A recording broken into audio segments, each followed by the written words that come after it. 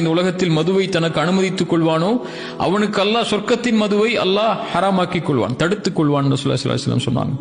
3 முறை ஒரு மனிதனுக்கு வாய்ப்பு கொடுக்கப்பட்ட பிறகும் மதுவை மீண்டும் மீண்டும் அவன் அருந்தி 3 முறை பாவ மன்னிப்பு கேட்டதற்கு பிறகும் மதுவை அருந்தினால் அல்லாஹ் நரகவாதிகளுடைய ஷீலை அவனுக்கு கொடுப்பதற்கு அல்லாஹ் தன் மீது கடமையாக்கிக் கொள்கிறான் ரசூலுல்லாஹி ஸல்லல்லாஹு அலைஹி வஸல்லம் சொன்னாங்க.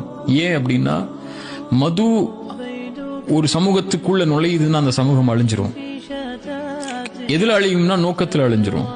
அந்த சமூகத்துக்கு ஒரு நோக்கம், ஒரு குறிக்கோள், ஒரு லட்சியம், ஒரு நீதிக்காக, ஒரு அநீதத்துக்கு எதிராக போராடக்கூடிய எந்த குணமும் அவனுடைய உள்ளத்தில் இருக்காது. எதுக்கு வாழ்றோன்னே தெரியாம ஆயிடுவான். அதனாலதான் அல்லாஹ் குர்ஆன்ல சொல்லும்போது வலா தகூனு கல்லதீன நஸ்ஸுல்லாஹ் ஃபஅன்ஸாஹும் அன்ஃபுஸஹும் உலாயிக ஹுமுல் ஃபாசிகூன். கரெக்டா? உலாயிக ஹுமுல் ஃபாசிகூன். நீங்க அல்லாஹ்வை மறந்தவர்கள் ஆகிராதீங்க, ஆயிட்டீங்கன்னா உங்களையே நீங்க மறந்துடுவீங்கங்கறான். அல்லாஹ்வுடைய கட்டளையில அல்லாஹ் தடுத்த இந்த விஷயத்தை எவன் ஒருவன் செய்ய ஆரம்பிக்கிறானோ, எந்த ஒரு சமூகம் செய்ய ஆரம்பிக்குதோ அந்த சமூகம் தன்னையே மறந்துடும். உலாயிக ஹுமுல் ஃபாசிகூன். அவங்க தான் பாவிகள் அல்லாஹ் ரப்பல் ஆலமீன் சொல்றான்.